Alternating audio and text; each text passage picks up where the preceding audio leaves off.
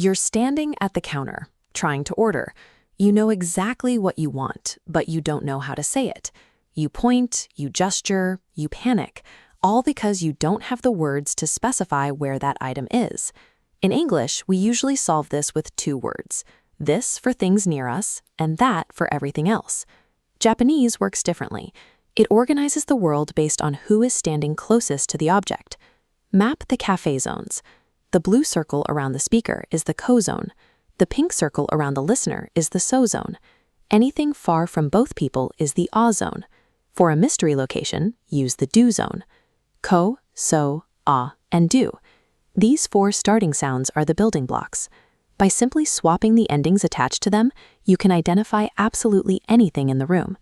Let's look at our first word ending, re. You use this ending specifically when you want to point to an object without using its actual name. If Akira points to a slice of cake on the zon plate, he takes the ko zone, adds re, and gets kore, this. If he's asking about a coffee cup next to Yumi, he uses her so zone to get sore, that. If they both look at a distant sign across the street, they use the a zone to get are, that one over there. And if Akira sees a tray of different donuts and needs to ask which one, he uses the do zone to get dora. These words stand entirely on their own. You use them to replace the name of the object entirely, almost like a shortcut. But there's a catch. Because words like kora stand on their own, they don't like to be paired with other names. If you try to say kora menu to mean this menu, the sentence won't work. To fix this, we use the no ending. Kora becomes kono, which snaps onto the word menu like a puzzle piece. This works for all zones.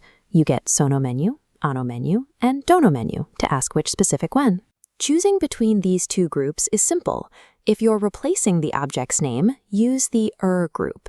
If you're pointing to a specific version of that object and using its name, use the no group.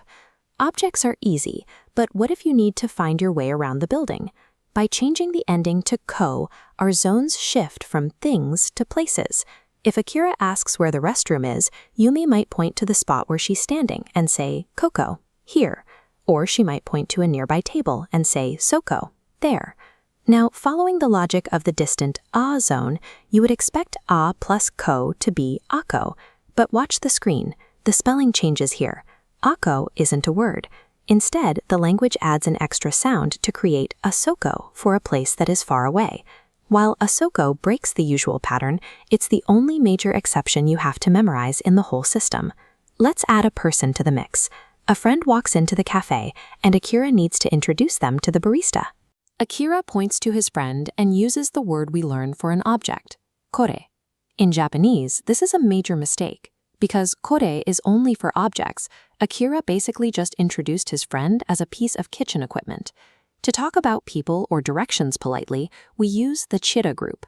Instead of kore, Akira should use kochira to say this person. This group also gives us sochira, achira, and the question word dochira. Using chira shows you understand the social rules. It's a simple way to show respect to the people around you.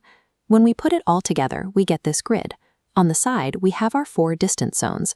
Across the top, we have our four endings for things, names, places, and people. You don't need to memorize 16 random words. Once you understand these four zones and their endings, you have the logic you need to navigate any conversation about the space around you. Let's try a quick quiz.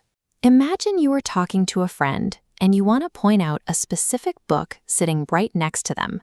Do you say sore book or sono book? Tell us your answer in the comments. Keep practicing, and I'll see you in the next lesson.